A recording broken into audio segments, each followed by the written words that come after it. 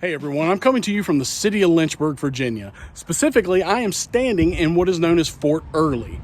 Fort Early is built later in the war, around late 63, early 64. And it's built here because after the Gettysburg campaign, citizens of Lynchburg felt that the Union Army was going to concentrate on their area. They would be right.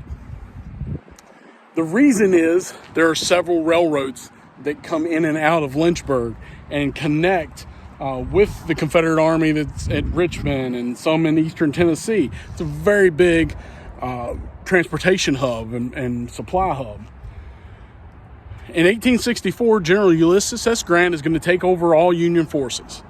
He is going to instruct General George Meade to move south toward Richmond, pushing General Robert E. Lee's Army of Northern Virginia that way, in an effort to defeat Lee's army out in the open or push him into his trenches around Richmond.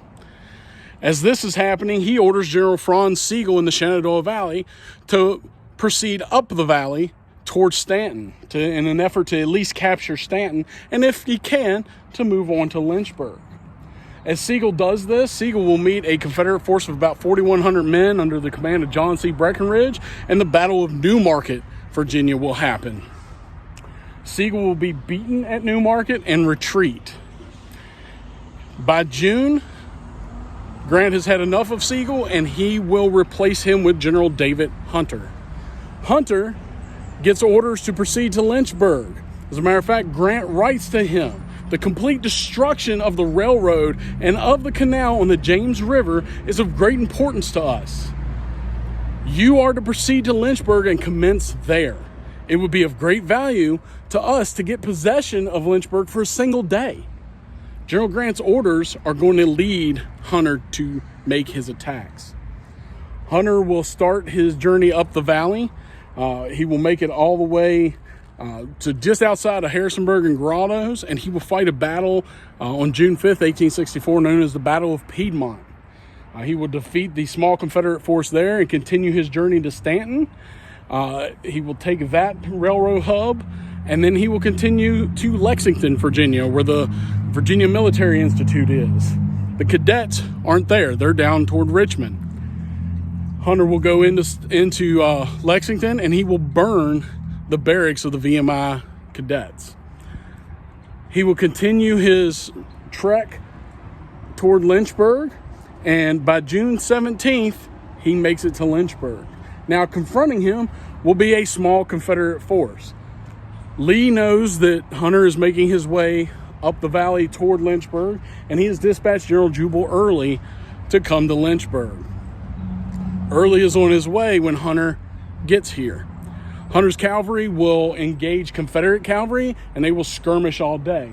By that time, the vanguard of Early's army, or Second Corps, will arrive here in Lynchburg, adding a little bit more force to the Confederates. Because of this and the skirmishing, Hunter becomes very cautious. Throughout the night, he hears trains coming into the city and cheering from the citizens as if troops are arriving. In the meantime, the Confederates that night are building fortifications. The trains indeed were coming into the city. However, there were no troops on them. As Early was awaiting the rest of the Second Corps to arrive in Lynchburg, he had the trains running back and forth nonstop and had the citizens of Lynchburg cheering hurrahs and everything as the trains came in to deceive Hunter that troops were arriving.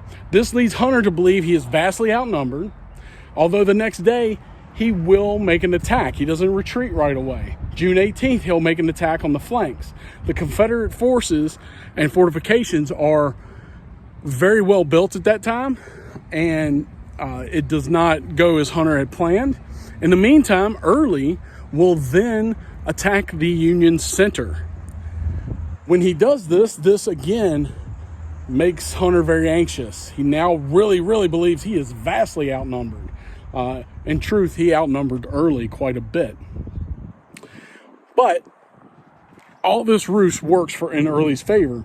On the 19th of June, Hunter will retreat from Lynchburg.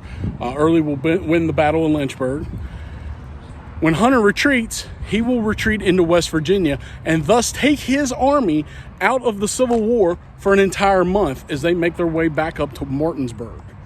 In turn, Early is going to go down the valley. As he does, he's going to march his army all the way to the doorstep of Washington, D.C., and that will stop at Fort Stevens, where a heavy skirmish will occur and include, to my knowledge, the only time a sitting president comes under fire will be Abraham Lincoln at Fort Stevens as he stands up on the parapet before being told to get down by Union troops there. If you get a chance to come to Lynchburg, definitely do. It's a very history-rich city. There's a lot of history here, not just Civil War. Again, I'm in Fort Early right now. There's several little fortifications around, several forts, several houses that were hospitals. This was a big major hospital hub as well. Mostly general hospitals, a few private specialty hospitals. So you have the old courthouse cemetery, which has a ton of graves in it. Not just Confederate graves, you actually have some United States colored troops there as well, which is a neat thing to see. So if you get a chance to come out to Lynchburg, certainly do so, and keep chasing history.